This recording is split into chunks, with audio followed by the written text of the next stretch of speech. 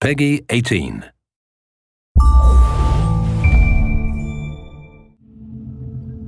Hi there, my name's Jamie Keane, I'm the lead game designer on Far Cry 3, and this is Mark Thompson, I'm the level design director. So what we're going to show you today is we're going to show you a run through. So you find yourself to begin with in Amanaki Village. Now this is one of the hubs in the game. It's kind of a friendly area where you can rest, recuperate, you're going to feel a bit of the life of the world, but you're never under threat here. You can also do things like you can go to the store and buy new weapons and things like that, but it's basically your safe haven in the world. I was out hunting this morning, got lucky. So at this point, if you look at the mini-map, it doesn't have a lot of useful information on it. Actually, it's almost entirely useless, apart from the radio tower icon you can see there. Whenever you get to a new area of the world, the map will look like this. So the first thing you need to do is find the nearest radio tower, which is generally a visible landmark on the horizon. And then you need to head up there and take off the GPS scrambling device, which Vass and his pirates have put there. So they're always going to be pretty much in high places in the world, areas that you're going to find easy to see. We wanted to make it a slightly different challenge to the rest of the gameplay. A lot of the gameplay in the world is combat oriented, whereas this we wanted to make much more of a kind of a jumping puzzle. This one's the first one that you come across in the world, so it's a really light challenge, but later on in the world it's going to become a little more tricky. We want to emphasize that feeling of vertigo, so you're going to have some pretty gnarly jumps to try and make. You're going to hear the wind kind of rattling through this thing, you're going to hear it creaking. So later on it becomes much more of a challenge, but for now this is a pretty easy one. It's a fairly straightforward route straight up to the top. Yeah, but I mean the level designers did get a little bit mean with the later ones. More than a little bit, I'd say, yeah. Some of them, but in a good way. It's a good job they don't do anything like put their names in the credits so everybody knows who they are. You can't find people on the internet like that anymore. No.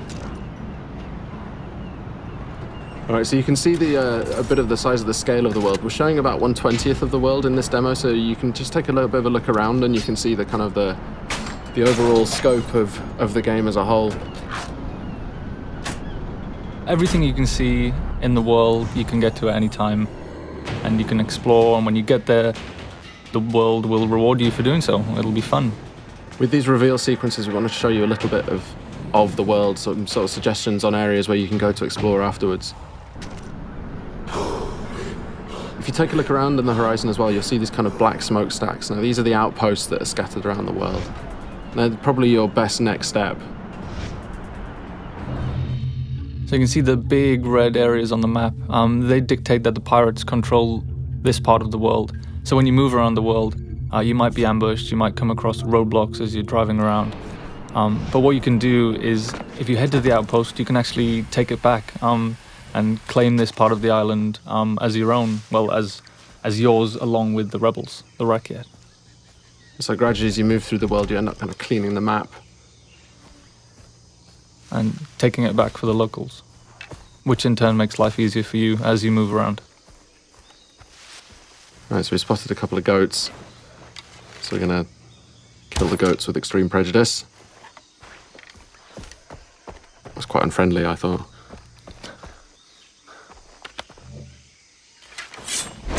That was more unfriendly, though. Yes, certainly. Yeah.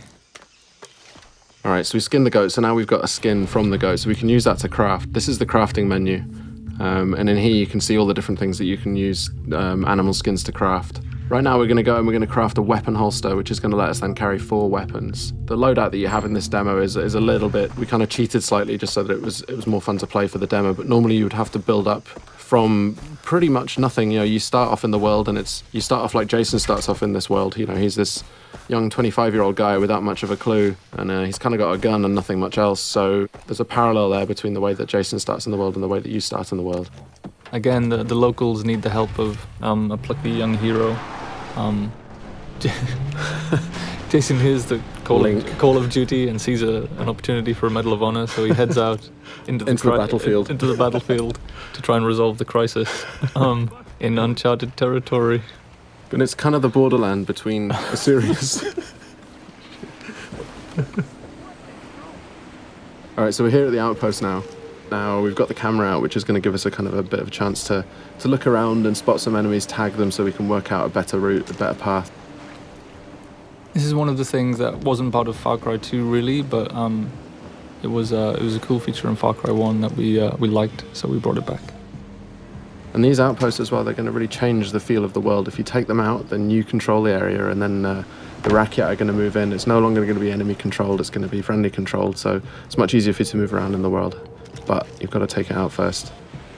And one of the things you want to avoid is getting these guys to set the alarm off. So you can approach it just all guns blazing, or you can charge in and well, not charge in fact, but take it a bit easier and try and do more of a stealth route. Spot the guys first, try not to get spotted. If they do spot you, they're going to run for an alarm, so you want to stop them setting that alarm off.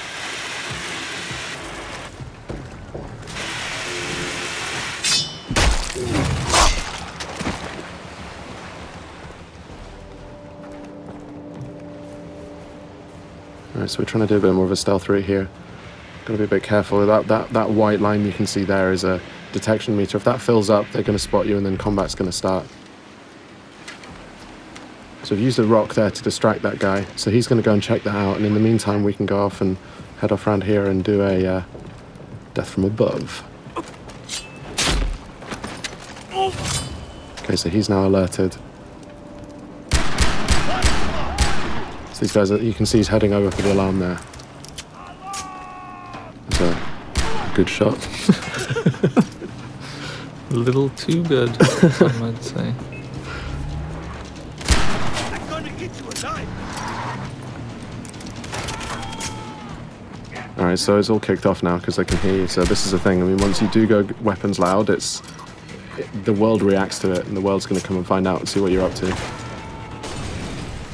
And it's not just the guys in the outpost. If there are any patrols that are moving around the area, like boat patrols might come in from the ocean, or any guys driving along the roads nearby, they're going to hear gunfire, and they're all going to be attracted. Another good shot there, I think. If a little too good. Yeah. Could you just set the alarm? Through the guy. So we've got the quest on the board right nearby. We've also got this hunting quest down here. The other thing it's done is opened up a fast travel node. Now, fast travel is something we really wanted to get into the game so that you decide how you move around the island.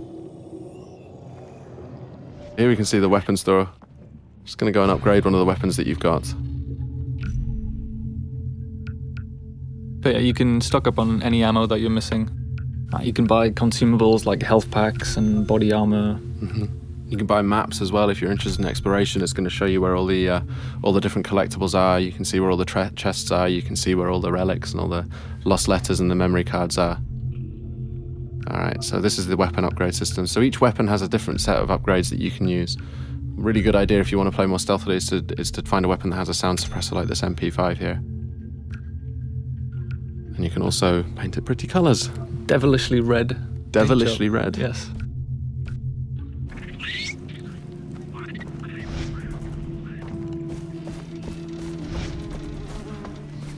Alright, moving up to take this quest, which is just on the board over here.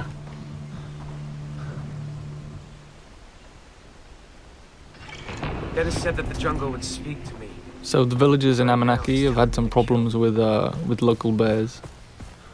They've been killing them, I guess. That's the problem they've had with them. They've been dying by bear. And the thing with these as well is we want to add a sort of a gameplay challenge as well. So it's not just going to be a question of getting in there and shooting them, however, but we want to add a little bit of a challenge in terms of the weapon that you can use. So this one, you've got to use a shotgun to take these bears out. You've also got to find out where the bears are. So you've got that 3D objective marker, sorry. You can use a knife as well. Oh yeah, you can use a knife too, yes. But, yeah. Knife versus bear. It's a bad life choice. Always a good choice, always a good decision.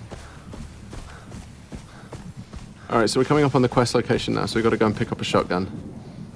And you can see on the minimap we've just dipped into a new undiscovered part of the world. So if we didn't want to go kill these bears, we could head off to that radio tower and unlock a new section of the map and unlock some new side quests and things to do. But right now we're going to go and shoot bears. In the face? No, well I decided not to go within the face because... That would be too efficient. It would be. But there we can see it. Alright, now, bears can take a lot of punishment and they pack a real punch, as you can see there. When you get hit by them, you really know about it.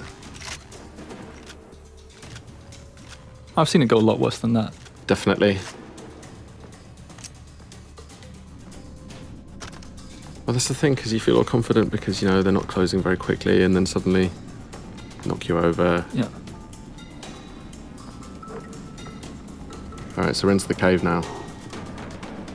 And this is it's a whole new dimension, I guess, that we added to Far Cry. Is lots of interior spaces. There's something that the tech couldn't do back in Far Cry 2, so it's something we added. So you'll have lots of and it just adds lots of interesting avenues for exploration. Lots of cave networks, tunnels underground, old mines, old temples, and there's always something to do and find down there. It's true. And you have a flashlight as well, so you can see where you're going. Indeed. Adding other dimensions, really. Got to interplane our experiences. Yeah, I mean, physically and metaphysically. So we added Hell and Rylea. And Yeah. In the last area, we headed to the radio tower first so we could figure out the lay of the land and decide what to do next. But in this instance, we just sold the smokestack and headed straight for it. And there's no order that you need to do anything. No, I mean, you don't have to do any of these things if you don't want to. It's just going to make it more difficult to... Oh, I think I heard a tiger. Ah, yes. That's kind of forced the hand on the stealth issue there a little bit, I think. Yes, a little too close to the outpost there. Explosive arrow. But they don't know quite where you are yet. They just heard the gunfire and they come and investigate. Oh, and this is the best explosive arrow ever. Great. I know I'll start a fire. So you can see there we used a few different types of arrowhead. They're actually craftable items. So you're not just stuck with the bow is a super cool stealth weapon for long range kills, but you can also go craft fire tips and explosive tips, so you can be more versatile at long range. But it still stays stealthy even if you've got those kind of like more full on arrowheads on them. Stealthy explosions. Yes. Stealth explosions. I think we should do that in the real one as well, actually. Stealth explosion.